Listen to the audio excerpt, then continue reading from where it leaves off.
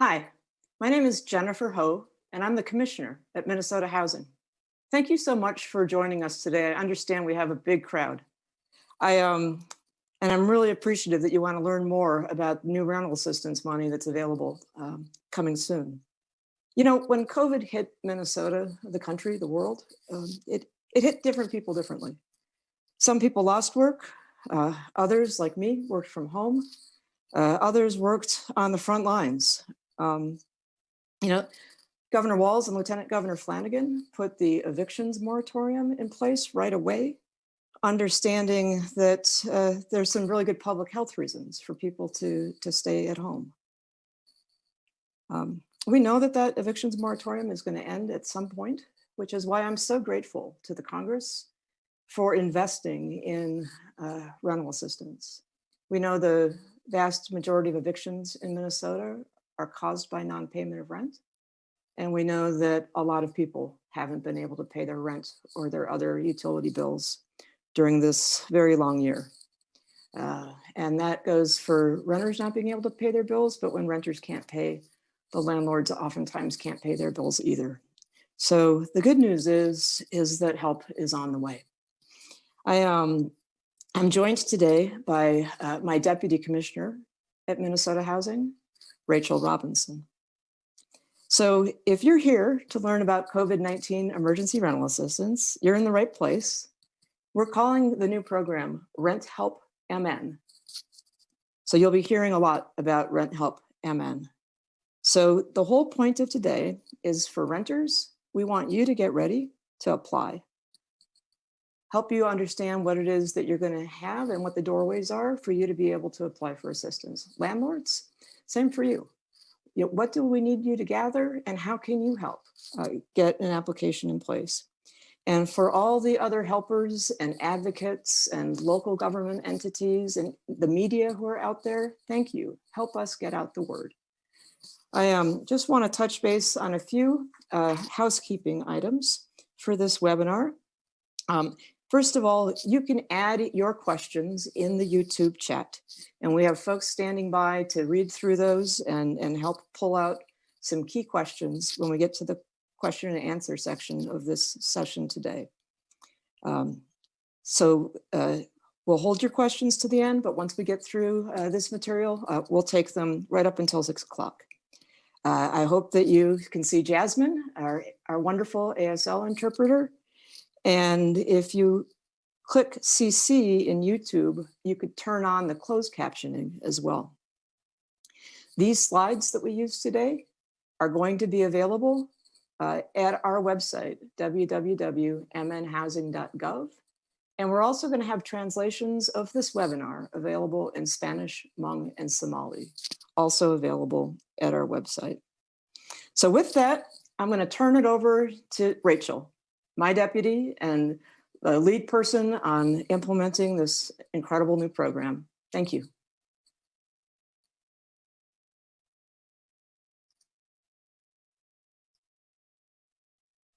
Hello and thank you. I'm Rachel, and we are going to back up for just a moment and talk about the facts and talk about the federal bill. So in the federal stimulus bill that passed in December, Congress made $25 billion available across the country to help stabilize renters and rental markets. Almost 400 million of that funding came to Minnesota, to the state, to 7 local governments, and to 9 tribal nations. You may have heard that another $25 billion passed in the American Rescue Plan in March of 2021, and if so, that is correct. But we are waiting on information on that program, so can't say much at this time, except that the good news is that we're sure it's more funding to help more renters for a longer period of time. So into Minnesota Housing's program, the federal government, of course, made the funding available. But as Minnesota Housing and our partners in local government have set out from the beginning to create our programs so that they reach all who need the assistance. We have heard your feedback about the program we operated in 2020 called COVID-19 Housing Assistance Program. and have made improvements in efficiency and communication to renters and landlords for this new program, the RentHelpMN.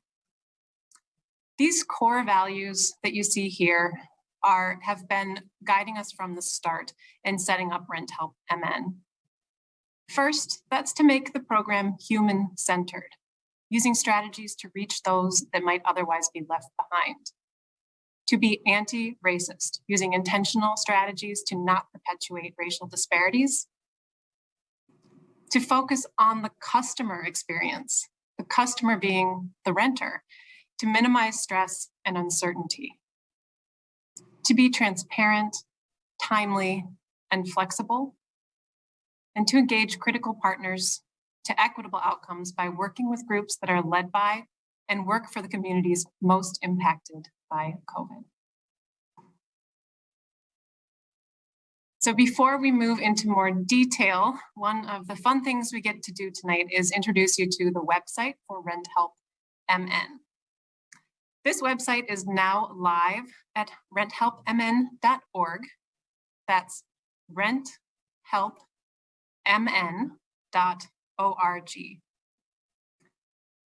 As I mentioned, we're not quite ready to take applications, but we do have resources up on the site to help renters and landlords get ready to apply. I'll say more about these resources after I share more about the program.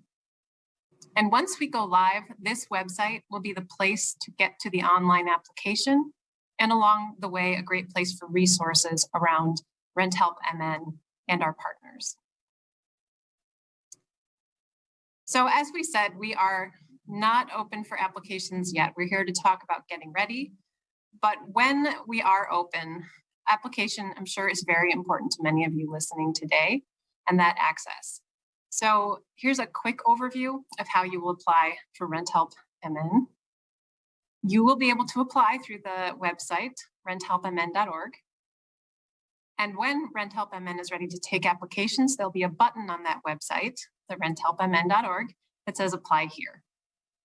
You will be able to apply entirely online and upload documents, but we know that doesn't work for everyone. So if you prefer, you will be able to apply with a paper application, which you could download from the website or print, or you could request by mail from us. But right now is the time to get ready, to be prepared for when the application opens. And again, that will be soon. A bit more on the program, of course, who is eligible? It's important to note that this assistance is only for renters. Homeowners are not eligible per the federal rules. We know that homeowners are also struggling in the pandemic, and we hear you. We hope to know more about how federal stimulus dollars might help homeowners with mortgages and utilities soon. But from the federal government program, this program, RentHelpMN, it's for rent and renters only. COVID-19 impacts include increased costs, loss of work, reduced hours, and financial strain from caring for children while schools were closed, financial strain of health challenges, and other stresses of the pandemic. So when the federal government said to us, this program is for people who have been impacted by the pandemic, that's who we were talking about. The reality is that these circumstances are true for many renters right now. And that's why we are facing a crisis in being able to pay rent and feeling confident about paying rent going forward.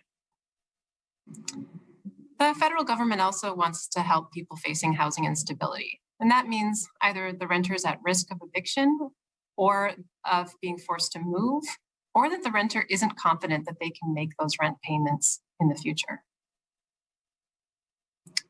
Other pieces of eligibility, we know that it's hard to communicate income levels using acronyms. The acronym here is Area Median Income, and the program requires 80% of Area Median Income, or AMI. So here's a few tips to help you understand if you or a friend are within those limits. For instance, if you know that you access some government programs such as food stamps, MFIP, general assistance, and your income hasn't gone up recently, it's likely you would qualify under RentHelpMN. The same goes if you live in affordable housing where you income qualified for your apartment. Otherwise, to give you a sense of the numbers, talking an annual income, the lowest income, the income level that you would need to be within in the lowest income county in Minnesota, Aitkin County, would be one person at $40,700 per year. So below that would qualify. And in the metro, we have some of the highest incomes, and there one person would qualify below $54,950, or a household of 4 people living on $78,500.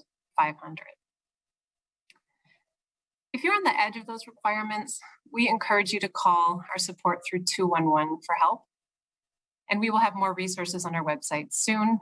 We certainly include these questions about eligibility in our frequently asked questions, as we are certain we know how challenging it can be to understand.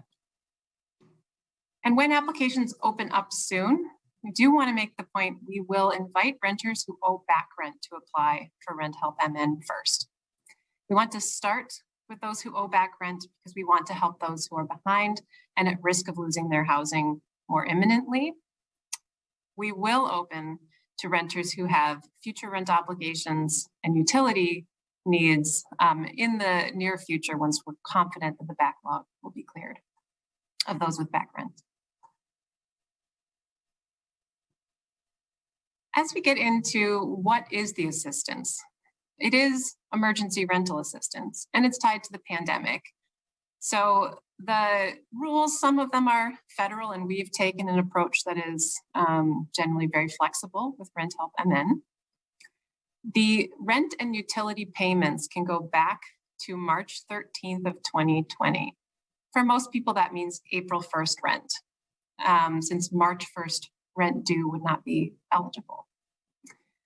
And past due months of rent and forward months of rent can add up to a total of up to 15 months of assistance per household.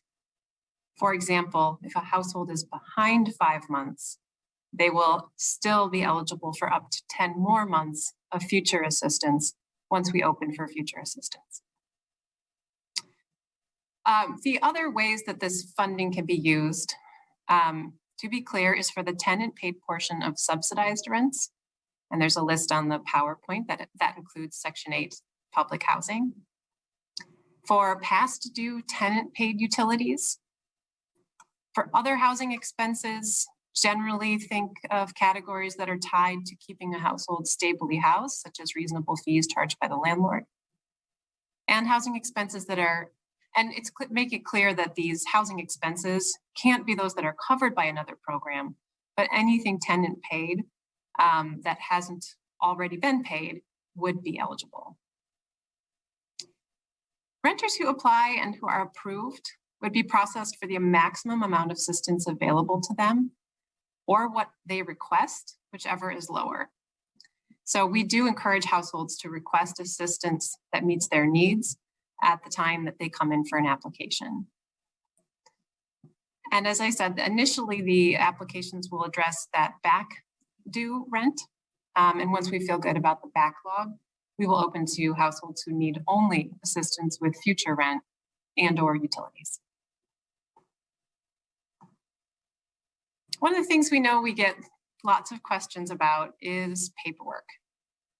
And we have done everything we can do to minimize the paperwork requirements, but the rules are the rules with the federal government, and we do have to make sure to follow a few important policies. We are looking for some form of identification in our application. And that includes state IDs, tribal IDs, IDs from an international source. We just are looking for that identification of the head of household who's applying for assistance. We also need to confirm that your income is within the limits. If you file taxes, a 2020 1040 tax return is the fastest and most efficient way to get that income qualification completed. Or if you just have tax forms from 2020, like 1099s or W-2s, Those are very useful to bring to the application. And we can keep going, because if you can demonstrate your income with documents like pay stubs or receipts, other pay documents that you've received, whether in gig work or something your employer has provided to demonstrate your income, that can work. And we are set up to accept a wide variety of documents that demonstrate income. And in circumstances where an adult in the household truly has no income, you will be able to sign online that you have no income. And then the next bucket of information that we need is on your rent agreement. So we are looking for a piece of paper or a packet of paper that shows you have a rent obligation. So if you do not have a lease, you can talk to your landlord now in this get ready time about getting a statement of how much rent you pay and a statement of how much is past due. If you are living in a hotel and renting a room as your housing, we can help. You may need to work with 211 to figure out those right documents, but we are able to assist and to show that is your rental arrangement. Similarly, for manufactured homes, we are able to assist with the leased lots, as well as leased homes on owner or leased land. As long as there is a lease agreement, we really need to demonstrate you are a renter. And finally, to get payments made, we do need copies of your bills. And again, if you have past due rent, something you can be doing now is talking to your landlord about getting a ledger or a statement of rent due. And for utilities, tracking down those bills and collecting them so that they're ready to include in the application as well. Signatures are digital, but the documents do need to be uploaded. We can take cell phone pictures as documents. We can look at help for assistance scanning, but this is that time, this get ready time, where we are looking for you to get organized to submit a fully complete application. Something we always want to emphasize with this program is a complete application is the best application.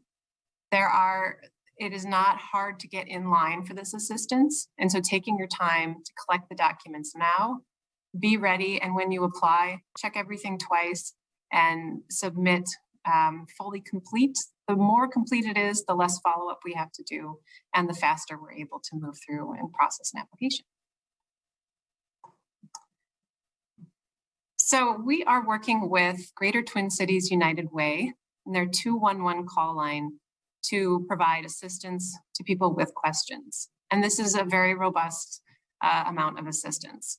When you call 211, you will reach a highly trained service professional who can answer questions you may have as you get ready to apply. Once RentHelpMN is open for applications, 211 will be able to help answer questions that arise when you're applying. 211 offers assistance in many languages and offers accommodations. They can help you whether you apply online or on paper and mailed in. They are there to assist. Other support for application and applicants is available, and we want every eligible renter in Minnesota who is in need to get access to this RentHelpMN. We know that online applications don't work for everyone, and we get it, the documentation requirements alone can present a barrier. So we are doing everything we can with our partners to support renters to get access to this assistance. If you are comfortable with computers and have access to the internet, the online application is set up to be reasonably intuitive, but we really want you to get that application in and submitted so that we can work on reviewing it. So we have built that some support. Again, if you don't know where to start, call 211. If you need some assistance as you're applying online, you don't understand a question, you aren't sure if the documents you have meet the requirements, call 211.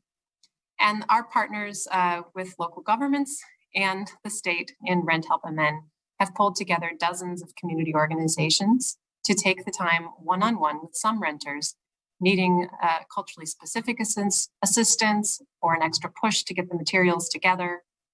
You can start with 211 or go through your usual networks of support to get that much assistance, but we have built a program that has quite a bit of wraparound service because, again, we want every Minnesota renter in need to pursue and receive this assistance if possible. So I will move to some documents that are available on the website now and give you a preview. If you are able to access these at RentHelpMN.org, these are newly available today. So we have a Renters Get Ready checklist, which is shown here, and it's now available for download. This 2-page document has a list of the materials you'll want to start collecting now as you prepare to apply.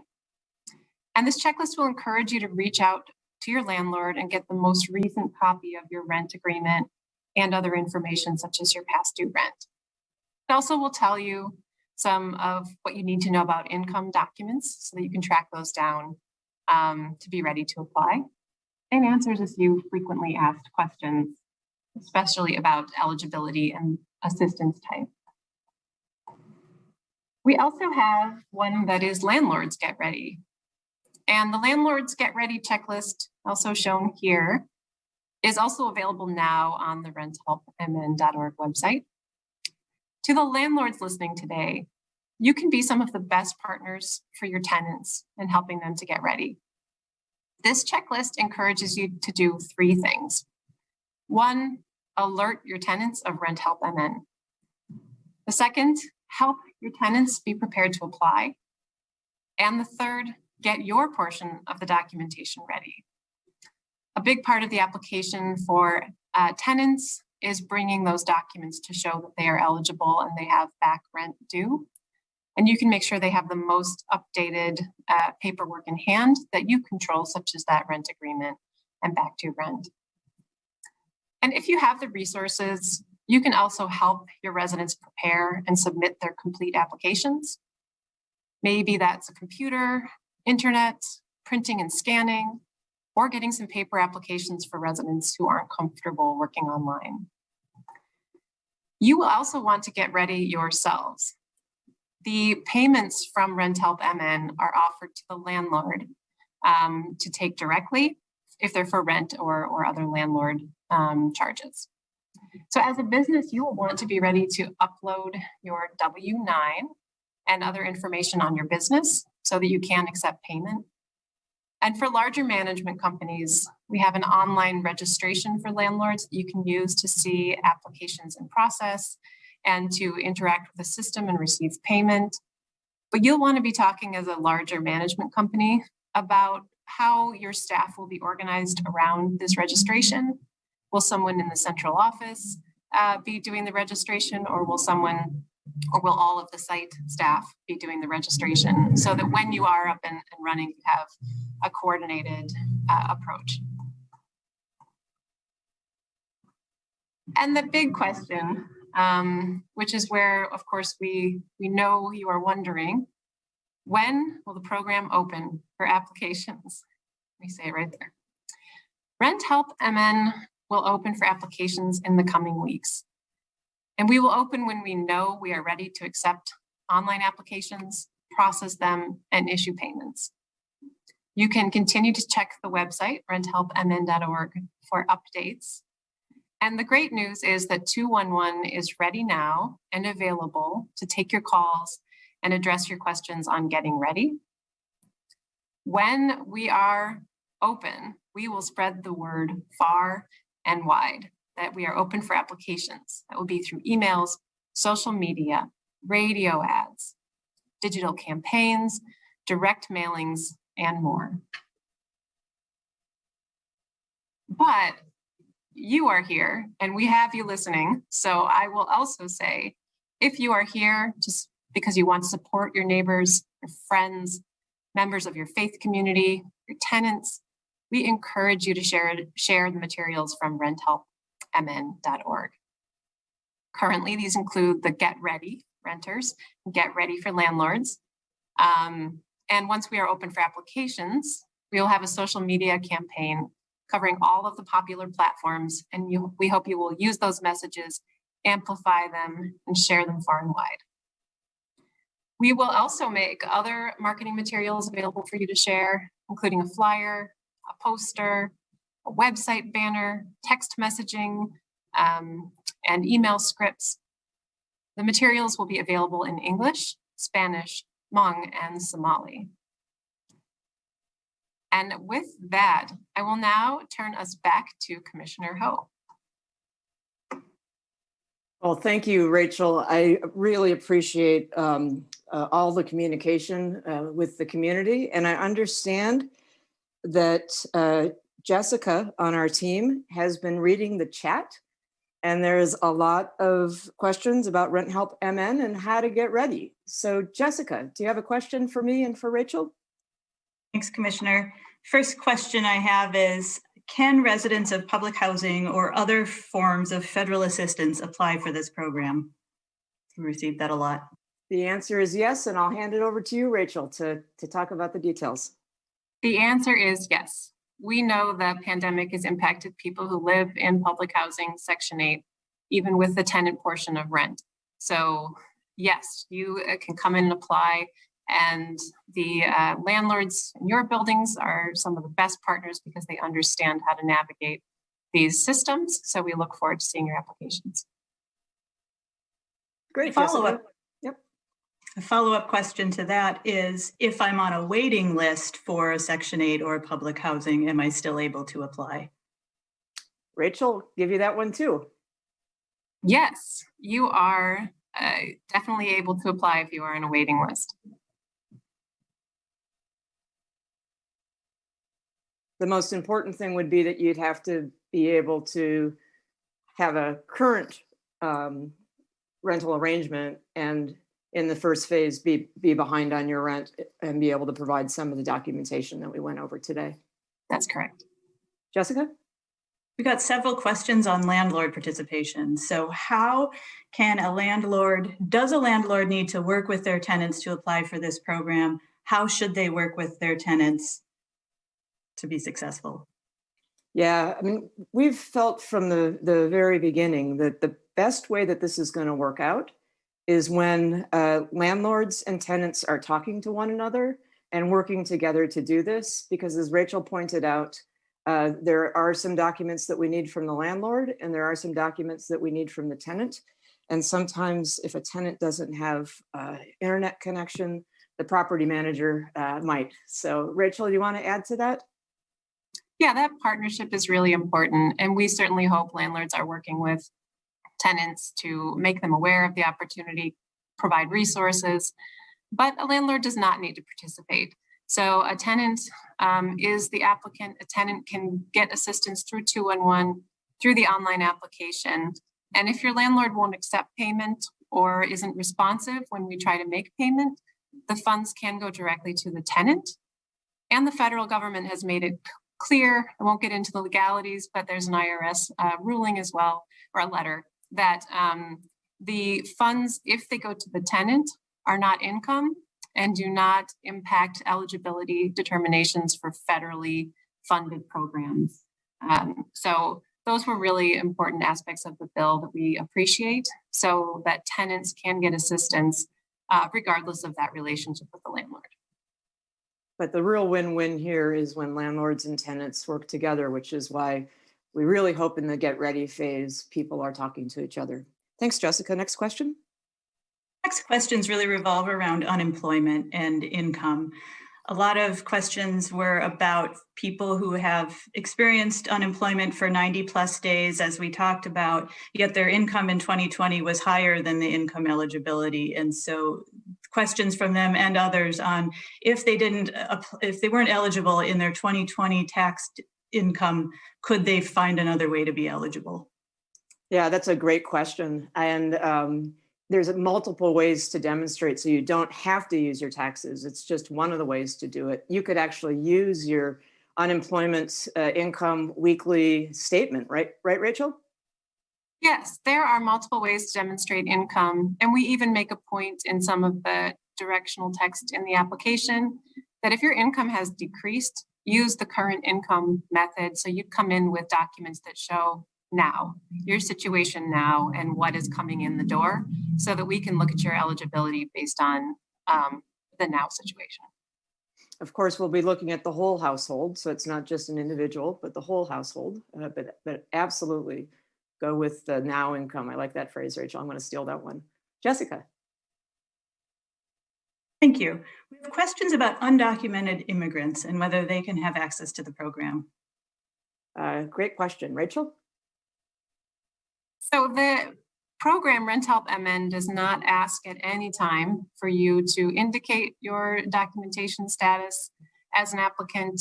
We have multiple ways to show identification and demonstrate income so that it will work for everyone. And so this website is set up to work for everyone. We certainly aren't looking for information on immigration status. We're looking to know you're a renter who needs help. Thanks. Jessica? Some questions around other assistance that renters may have received from other programs like the COVID Housing Assistance Program or other stimulus funding. First question is, does that count towards the 15-month total potential for funding of this program? Hey, Rachel, just to keep me on my toes, let me try the answer to that, and you can tell me whether I got it right or wrong. Okay. This program stands alone in terms of the timelines, although when we get the next part of federal funding for this program, there's those two programs. So the COVID-19 Housing Assistance Program that we did last year, that's done, and it was a different flavor of money.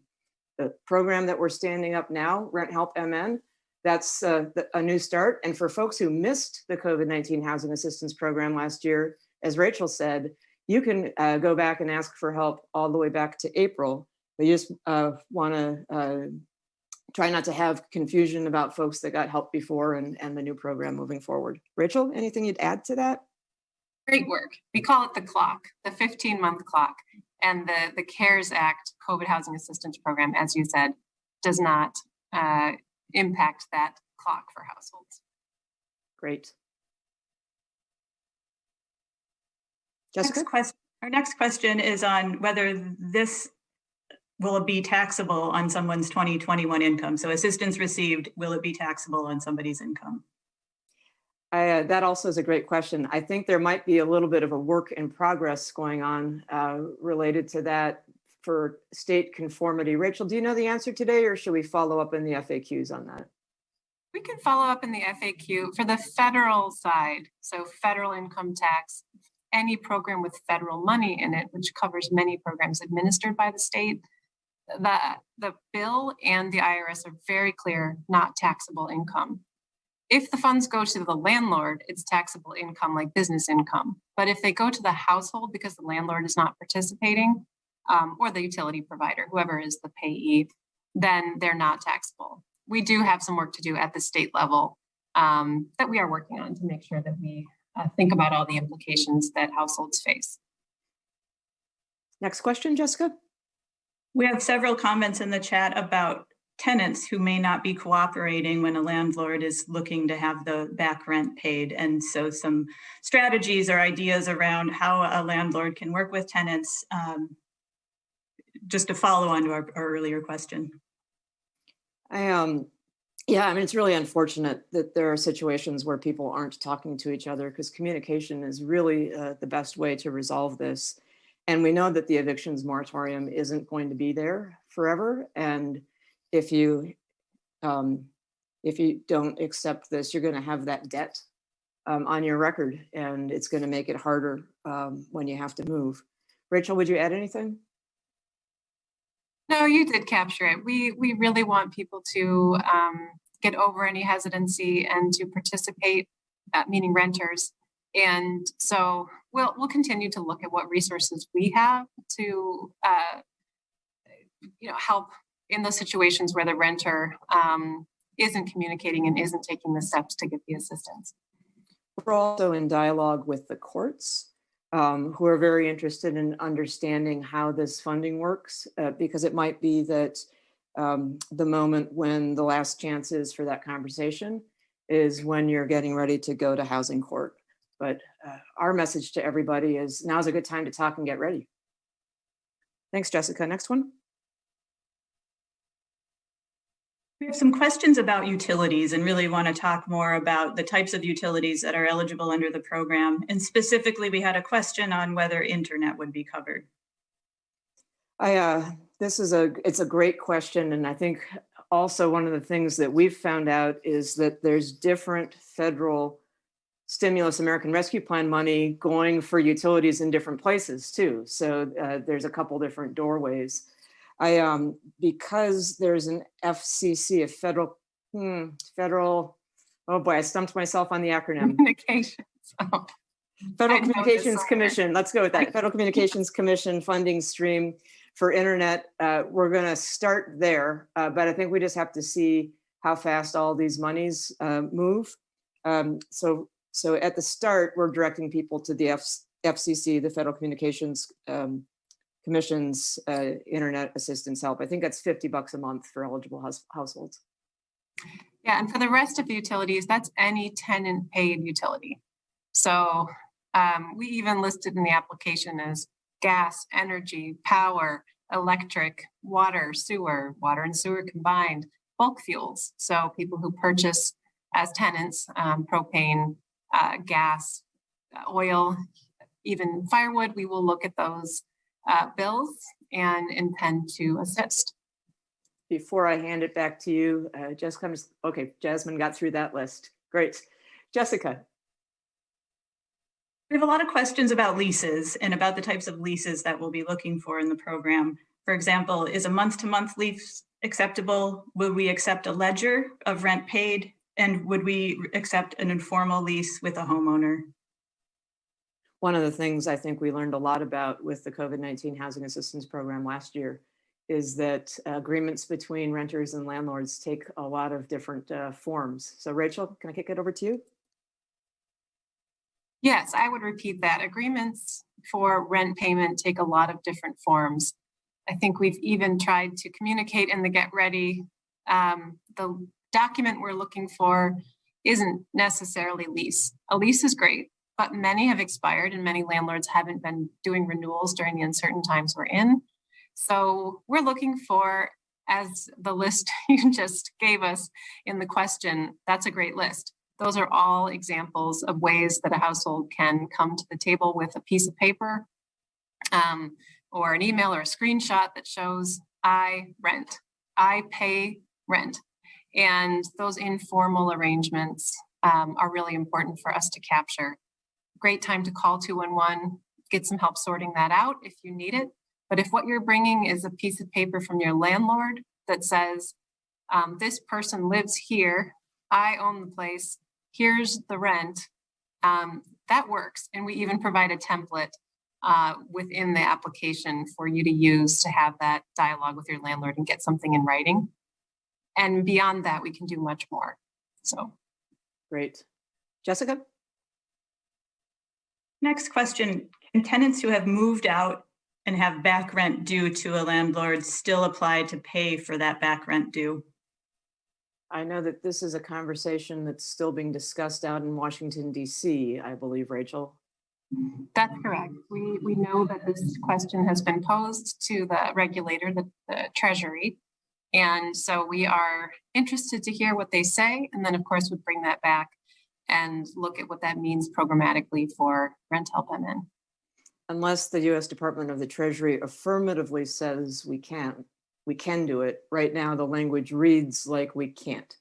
So I think it's really important, and that's why we're eager to get this money out there, because it helps both landlords and tenants if they can clear up that back due stuff so that tenants don't leave with a big credit hole and landlords aren't made whole. So we will be keeping an eye on I think Rachel refreshes the U.S. Department of Treasury website once an hour to see if there's any breaking information. But it's a good question, and it's something that we're interested in getting an answer on.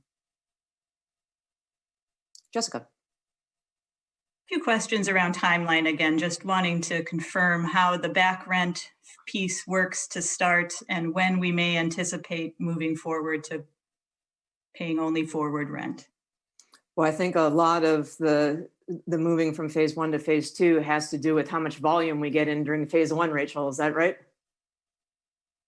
That's right. So phase one is inviting those who are behind on rent, who face an imminent crisis with of loss of housing, to come and apply and get caught up on that back rent through the period of the pandemic and look at their future rent needs.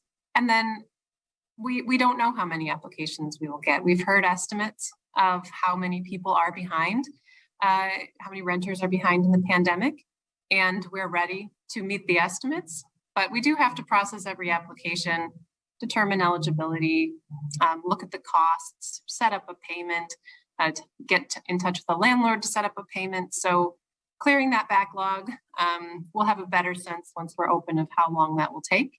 And then we will estimate and run the projections, get ourselves a go date for future rent only applications. This is a good time for me to re-emphasize a point I think that you made earlier, which is that we're getting a lot of money from the federal government to run this program.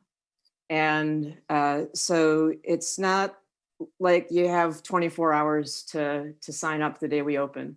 We're going to have funding possibly all the way through 2021 and into 2022.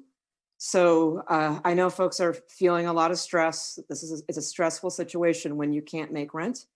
But I hope folks take the time to get ready and just know that it might take us a little while to get through those initial applications, but we're going to have better tools than we had with the last program so that you or the people that are helping you can keep track of the status of your application. And we'll need to clear that initial wave of applications before we open it up to the next group. But we do anticipate getting there. We'll just have to see the numbers when they come in. Thanks, Jessica. We have some broad questions about our equity priorities. I'm wondering if you could discuss that further. Sure. I think one of the things that COVID has reinforced for those of us who have worked with low-income families, or families experiencing homelessness, kind of reinforced for all to see, is that the economic impacts of COVID don't hit people equally. I'm in my own home. I didn't lose my job. I've been able to keep up with my mortgage payments. But a lot of folks who have lost their jobs were already the very low-wage workers. And we know a lot of low-wage workers come from Black, Indigenous, and other communities of color. So really thinking about the difference between people who have high-speed internet, I do, I'm talking to you through it right now, and people who don't have internet access, people who have smartphones, and people who don't have smartphones, people who have English as their first language or are used to going online and buying something or signing up for something versus people who aren't. So we're really trying to make sure that we're paying attention to the people where going online and just doing all the documents themselves. I mean, I even have a scanner in my home office. So there's things that are available to me that I'm used to using. And that's why it's so important that we have these field partners and community partners who are going to be able to be the assist. And it's why I'm so happy to be working with 211 because they'll be able to talk people through the process on the phone and help out as well. Rachel, you want to add to that? Yeah, and I appreciate the question because the federal government both gave us rules and flexibility and how we set up RentHelpMN. And we've used that flexibility to work to maximize really meeting people where they're at and having that customer experience, someone in stress, be the best we could make it, minimizing documentation, maximizing the list of acceptable documents, and creating the wraparound infrastructure with 211 and the community and field partners so that nobody gives up. We want people to get access to this rent assistance, and we're not creating artificial limits or otherwise restricting the use of the funds in that equitable lens as well. Thanks. Jessica? Question about, could you please confirm your statement earlier about sending money directly to a tenant and how that process works? Rachel, I'm going to give this back to you because you said it the first time, so I won't mix it up with saying it in my own words.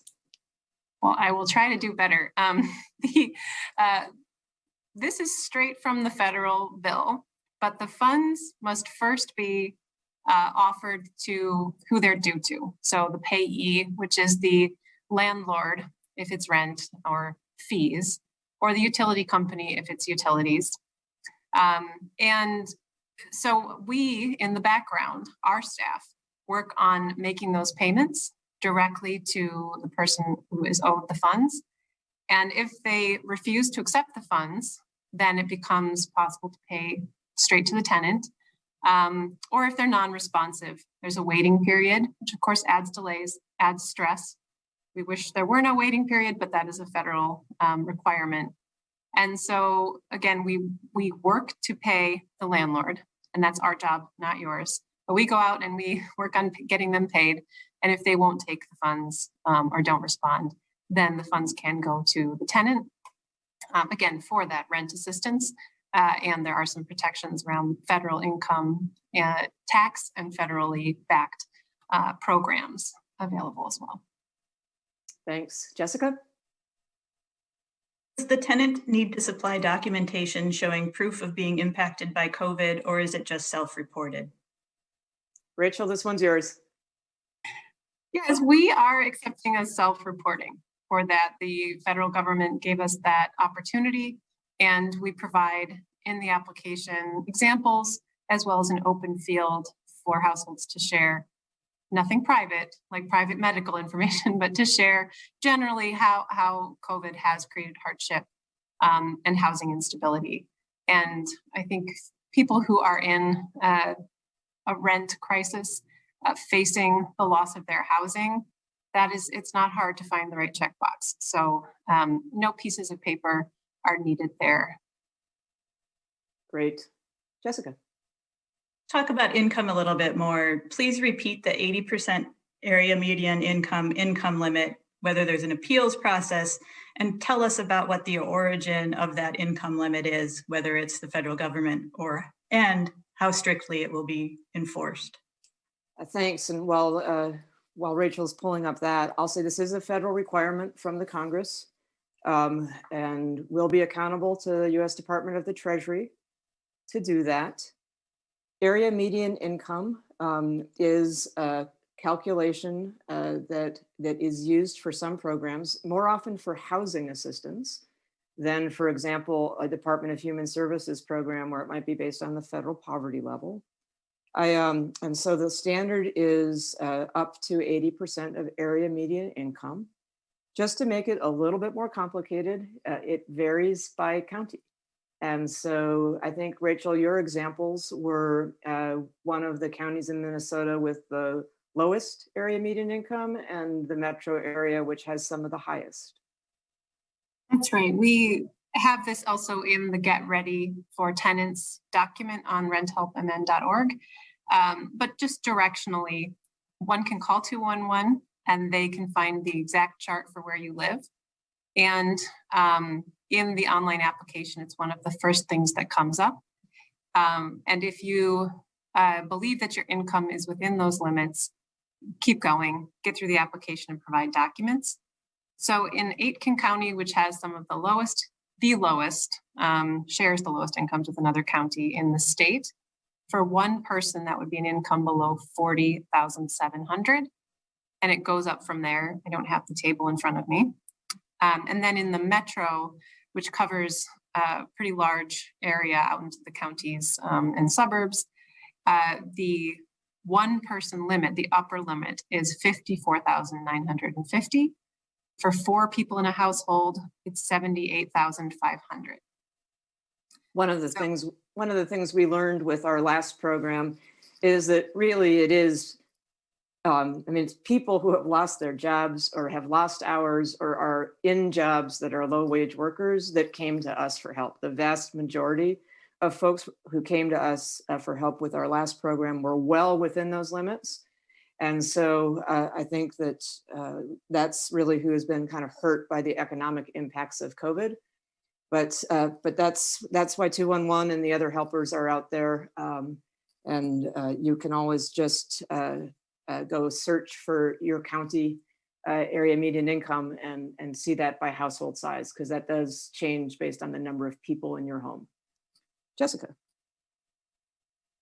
The renter who gets assistance have to repay the assistance to the government. I am not certain I understand the question. Rachel, do you understand the question? It's not a loan. It's going to take care of your past due stuff. It's not a loan.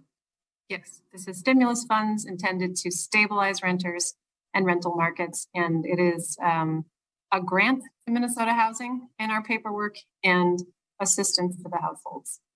Just like those stimulus checks that the federal government has been doing. That's money to take care of people during the crisis. Next question. Can a local HUD office or other organization help residents navigate this process? Boy, we love helpers. Helpers, helpers, helpers. Churches can help their congregations. Barbers can help their clients. Family members can help family members. Local community action agencies, local counties can help people. So yes, that's why the Get Ready information is out there, so that people can reach a broad audience, get the word out, and help people get ready. Rachel, you want to add anything? I would say we like the helpers. Your property management and landlord may be that helper, but certainly just coming to 211 and navigating through that resource as well is a great place to get started. Jessica. One more question on the back rent piece. Would April 2021 be considered back rent for somebody who would be applying to the program at that time? I'm going to take a guess that the answer is yes, but Rachel, you probably know the answer to that. If it's because we're not going to be up and running on April 1st, so April rent will be due. And if you haven't been able to pay it, that would be an eligible expense. That's correct. Yes, the math is pretty simple on that one. Great. Next one. We have many who are asking now, when and how do I apply? So if we could just give a summary on what's next. So today, if you go to RentHelpMN.org, you'll find information about how to get ready.